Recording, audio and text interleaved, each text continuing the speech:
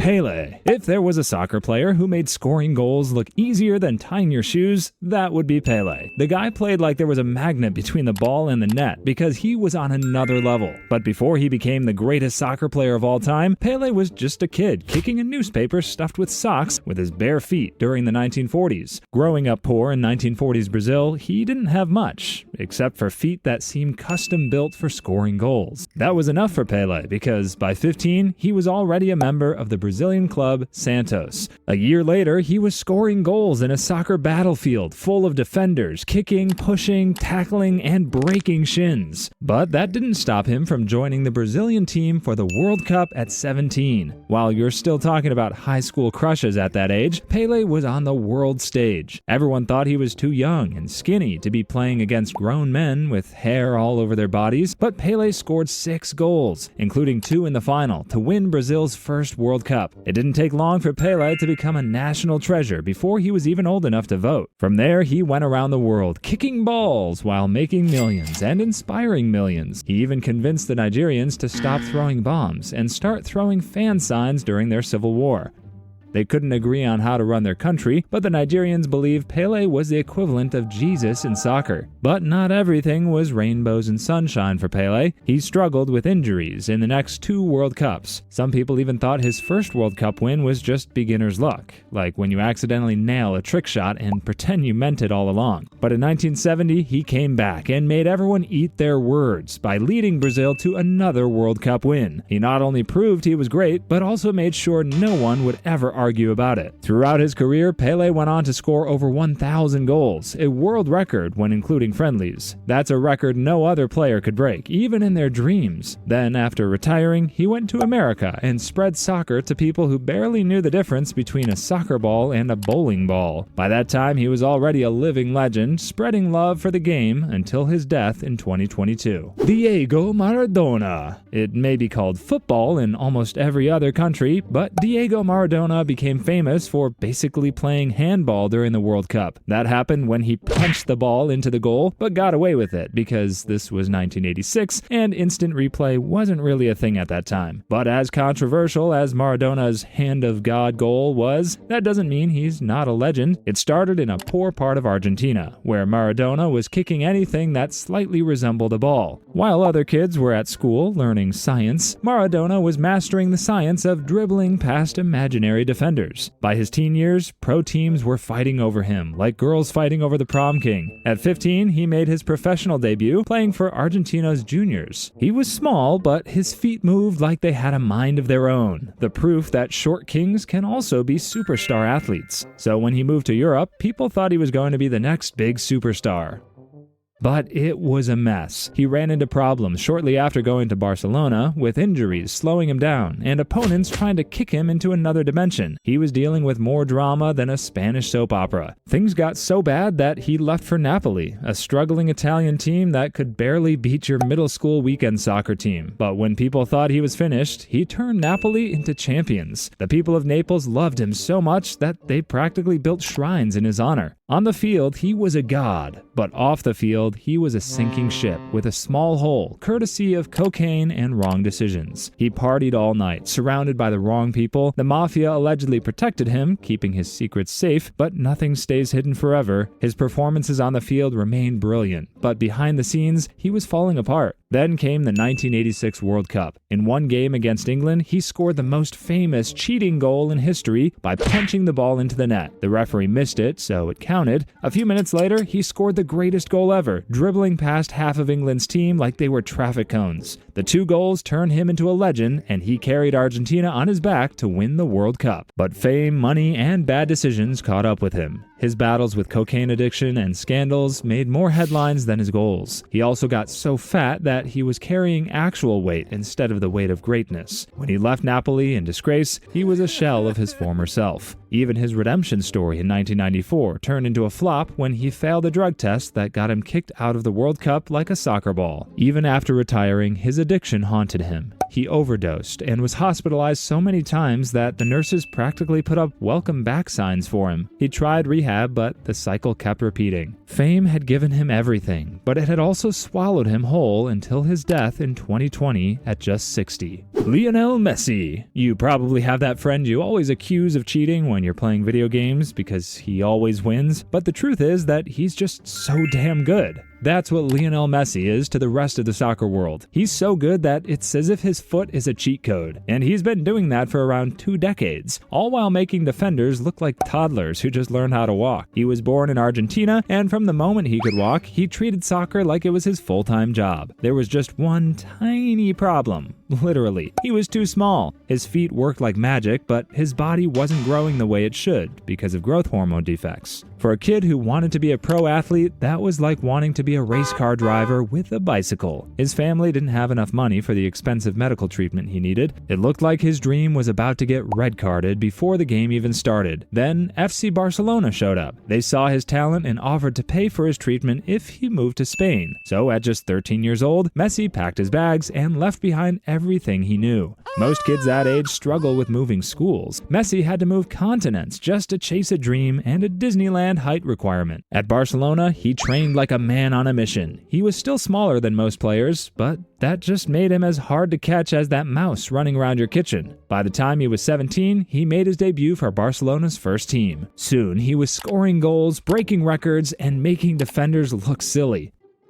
But his journey wasn't all smooth sailing. He had injuries that could have ruined his career. Some people claimed he was only great because Barcelona was basically a cheat code with superstar teammates carrying him. And worst of all, his national team struggles made Argentina fans question everything. He kept reaching finals with Argentina, only to lose. Eventually, he silenced his critics by winning trophies in other teams and taking home the Ballon d'Or trophy so many times he probably has a whole room for it. If you win that trophy, that means you're the best player in the world that year. Messi did it a record 8 times. If they renamed the trophy after him, no one would bat an eye. That's why he's one of the candidates for the title of GOAT, the greatest of all time. But the crowning moment came in 2022 when he won the World Cup with Argentina, solidifying his status as a GOAT. And while he slowed down a bit deep into his 30s, Messi moved to Inter Miami in the USA, despite knowing the competition there was never going to be as tough as Europe. But it's hard to turn down the Miami sand and beaches and the millions he's earning in the US. Now he understands why LeBron took his talents to South Beach. Cristiano Ronaldo. God must have gotten so bored in 1985 that he decided to create the perfect soccer player just for the heck of it. This creation turned out to be Cristiano Ronaldo, arguably the biggest superstar soccer has ever seen. But he wasn't always the perfect specimen, because even the greatest statues come from unchiseled granite. This unchiseled specimen, however, was more of a twig instead of a stone block. Ronaldo was so skinny when he started playing soccer in Portugal that people bullied him. Despite that, he played soccer every second of the day. At 12, he joined a big soccer club in Lisbon, where he got homesick and got bullied for his thick accent. But while most kids would have cried into their pillows, Ronaldo decided to do push-ups instead. At 18, he still wasn't built like grown men, but Ronaldo ran circles around Manchester United's defense like a kid showing off on the playground. The opposing coach saw him and realized they needed that kid. So just like that, the 18-year-old Ronaldo moved to England, where it was an entirely new struggle again. This time, he was a piñata for the English defenders because soccer there was rough. Meanwhile, fans mocked his flashy footwork as all style and no substance. But instead of complaining, he hit the gym and built muscles that turned him into a scoring machine.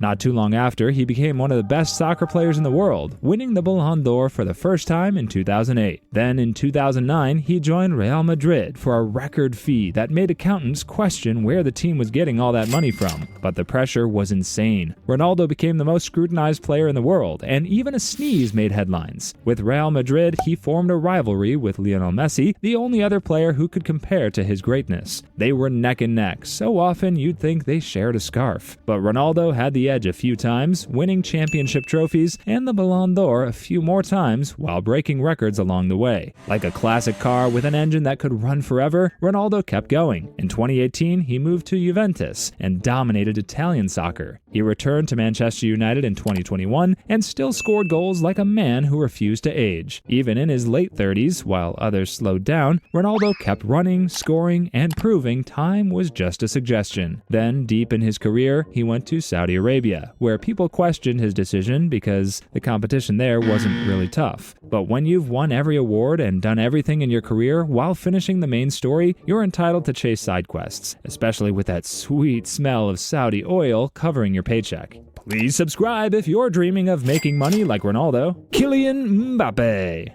Kylian Mbappe is so fast that if he ever lost his soccer career, he could probably qualify for the Olympics by accident. You watch him play and it looks like he hit the turbo button while everyone else is stuck at regular speed. It all started when he outswam millions of other sperm cells and was born in 1998 in France. From the moment he touched a soccer ball, it was clear he had superpowers that made him look like the Flash with a soccer ball. His speed was simply unfair, making his coaches check if he had rocket boosters in his cleats. At just 16, he joined Monaco, where his legend truly began. Most teenagers struggle to decide what to eat for lunch, but Mbappe was tearing grown men apart with his speed and skills. But at 18, he helped Monaco win the league, something as rare as winning the lottery. That success got him a massive move to Paris Saint-Germain, where suddenly he was playing with world-famous stars. Most young players would have been overwhelmed. In his case, he acted like he had been there for a decade already. His biggest moment came in 2018 at the World Cup. He was only 19, but he played like the spotlight was made for him. In the final, he scored and helped France win the trophy, joining a tiny club of teenagers who have done that. The only other member was Pele, who was probably watching from home, thinking he now had some real competition for the GOAT title. Of course, success brings doubters. Some said he only dominated because the French league wasn't the toughest. But some just complained because that's what sports fans do. Mbappe ignored all of it. He kept winning league titles and carried PSG to a Champions League final. In the 2022 World Cup, he scored a hat trick in the final. He nearly won the whole thing by himself, like a soccer version of a one-man band. While his run with PSG ended, he is widely considered the greatest player in club history. Now, with some of the other GOAT candidates getting older, Mbappe is widely considered the greatest player right now. Of course, that also means his price tag looks less like a transfer fee and more like the budget of a small country, something only Real Madrid and a few other teams could afford. Neymar Jr. If soccer had a drama club, Neymar Jr. would be the president. That's why he's one of the most controversial soccer players in recent memory. But that doesn't mean he isn't entertaining and great at what he does. He plays like the ball is glued to his shoes because it refuses to leave his feet. But maybe his joints and bones also need glue because he keeps on getting injured. Whatever the case, Neymar was a child wonder in Brazil. He was neither rich nor poor, but he did have Neymar Sr.'s soccer skills. His father was a former player, but instead of giving Jr. bedtime stories, he gave his son dribbling lessons. At 11, Neymar joined Santos FC, the kind of club where legends kick balls into history books. By 17, he was scoring goals that made people think he was going to be the next Pele. But while people loved his skills, critics said he was just a flashy kid who spent more time on hairstyles than headers. Despite that, European clubs wanted him, but he stayed in Brazil to prove a point. And he did. He led Santos to trophies, won the South American Footballer of the Year award twice, and made Europeans wonder what kind of water they drink over in Brazil. Finally, in 2013, Neymar moved to Barcelona, where he had to play alongside Lionel Messi. Some people worried Neymar would end up like the kid stuck in a group project with a class genius. But instead, he turned the field into his personal amusement park. He teamed up with Messi and Luis Suarez to form a goal-scoring machine that terrorized defenders across Europe. In 2015, Neymar helped Barcelona win everything that mattered.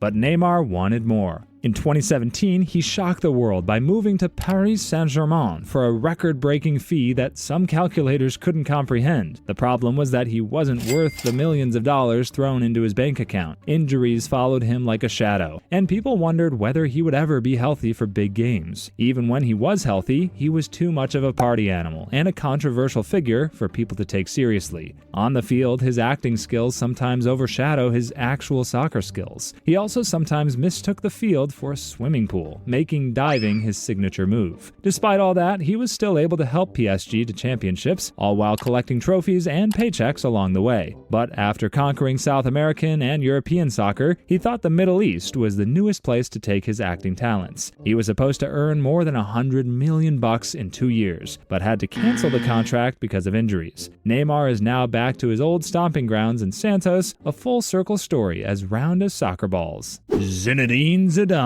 In a sport where you can use every part of your body except your arms, no one uses their head better than Zinedine Zidane. During his time, he was the best at giving head on the field. But aside from using his forehead as a wrecking ball, he was also an artist who used his feet as his paintbrush and the field as his canvas. But the artist grew up as a poor boy to immigrant parents in France. Money was tight, and that's why he learned how to play soccer on the streets, where the only referee was whoever shouted the loudest. Despite his lack of experience on an actual grass field, Zidane was good enough that scouts saw his talent. They brought him to Cannes, where he was a quiet kid with feet that spoke fluent soccer. Then came Juventus, a club where defenders treated forwards like their personal punching bags. Italian soccer was not a place for fun and creativity. It was a place where defenders slid into you like they were trying to kick you back to last week. Zidane struggled at first. He wasn't the fastest or the strongest, but he had something better, called elegance. While others ran around like they were in a sprinting contest, Zidane moved like a chess master, always one step ahead. Real Madrid came next. This was the club of legends, and Zidane was expected to be one. In the 2002 Champions League final, he scored a goal so perfect that even the ball probably felt honored to be part of it. It was a left-footed volley that fans today still can't believe is humanly possible. Even scientists wondered if the laws of physics took a vacation at that moment. That goal sealed his place as one of the greatest. But his legendary moment came in the 1998 World Cup. France had never won it before, and all eyes were on Zidane. If you're wondering if he could handle the pressure, well, he used his head the right way. He scored 2 goals in the final, both headers. France won, and Zidane gave new meaning to what it is to keep your head in the game. As memorable as the 1998 World Cup was, the 2006 World Cup was just as memorable in the worst way possible. This time, Zidane used his head in a different way, headbutting an opponent in the chest out of frustration. He earned himself a red card for his trouble, and he was never seen on a soccer field again because that was his last game. That final moment was like painting the perfect masterpiece of a career and then spilling coffee on it, but it didn't take away Zidane's status as an all-time great. Mohamed Salah. If there were speed limits in soccer, Mohamed Salah is probably the reason. He's famous for being one of the fastest players in the world today, and he does that while his hair bounces like it has its own training routine. But life wasn't always easy for him. Salah started as an Egyptian kid who just wanted to play soccer. He loved soccer so much that he traveled for hours every day just to train. Imagine being a young kid riding buses for hours just to get a chance to kick a ball. Most kids complain about a 5-minute walk to school. Salah was basically on a daily road trip. He joined a club called El Makaloun, and his skills stood out. He was fast, tricky, and determined. But playing in Egypt wasn't enough to make it big. He needed to go to Europe, where the best players were. His first big break came when he joined Basel, a club in Switzerland. You might think, wow, he made it, but things were just getting started. Moving to a new country, learning a new language, and proving himself in a tougher league was like leveling up in a video game. He played well, caught people's attention, and earned a move to Chelsea, one of England's biggest clubs. That should have been his big moment, but it wasn't. He was stuck on the bench, watching others live his dream. If the team had a mascot, it would probably get more attention than Salah, so it felt like his journey might end before it even began. Instead of giving up, he packed his bags and headed to Italy, where he played for Fiorentina and then Roma. That was when he decided to stop being nice to defenders. His performances were so good that the English Premier League came calling again, like an ex-girlfriend who regretted the breakup. In 2017, Liverpool took a chance on him. Some doubters said he wouldn't succeed in England. Those doubters now pretend they never said that. In his first season with Liverpool, Salah was unstoppable. He broke records, scored goals like he was playing in beginner mode, and won the Golden Boot as the league's top scorer. He was also a leader, dragging his team to new heights like a one-man motivational seminar with a football. The peak of his journey came in 2019 when he helped Liverpool win the Champions League, the biggest prize in European soccer. That's like winning a golden ticket. A year later, he led them to their first English league title in 30 years, ending a drought so long that some fans had started believing in curses. He became a hero, not just for Liverpool, but for Egypt, inspiring millions of young players to chase their dreams and maybe even their defenders. Erling Haaland. Imagine being on the field, doing your best to defend the opposing star player, but instead of just another star in front of you, it's Erling Haaland you're dealing with. At 6'4", he's not just a giant on the field, but also a giant with rocket boosters for legs. Good luck keeping up with a guy who could both overpower and outrun you. But feet weren't the only things that ran in the Haaland family. Talent runs through those veins, because Haaland's father was also a professional player. But the only difference is that Erling was born as a Norse titan, a towering boring man who could have played Thor in a movie if he wanted to. His journey started in Norway with a small club called Bryn FK. He wasn't the unstoppable machine you see today. He was tall, fast, and had potential, but potential doesn't win matches. So he trained like a madman, improving his speed, power, and finishing. Soon he was too good for Norway. He moved to Molde FK, where he played under a coach who saw what he could become. A Viking who could hit soccer balls like he was kicking heads off medieval peasants. Things got serious when he joined Red Bull Salzburg in Austria. This was his first real test against top European teams.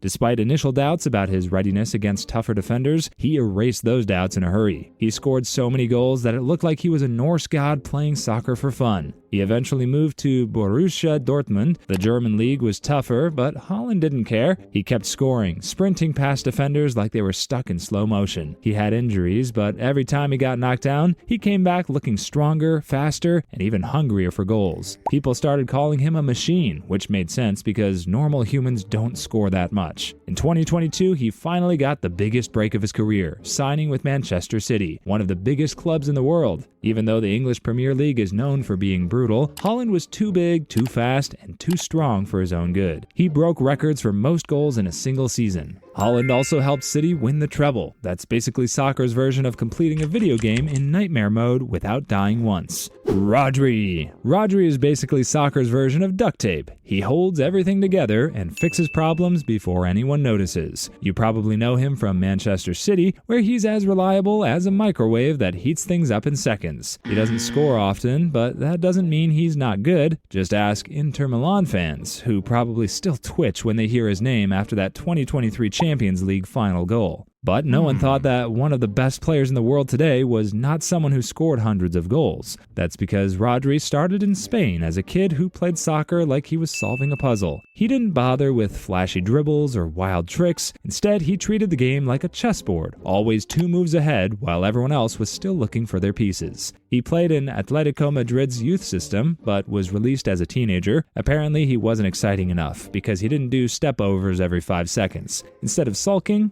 Rodri just shrugged and said, "All right, cool, see you later." He went to Villarreal, a smaller club, and turned his setback into fuel. He grew both in size and skill. He became the king of midfielder who controls everything without looking like he's trying. Rodri wasn't the guy scoring goals or doing fancy moves, but he was the brain of the team.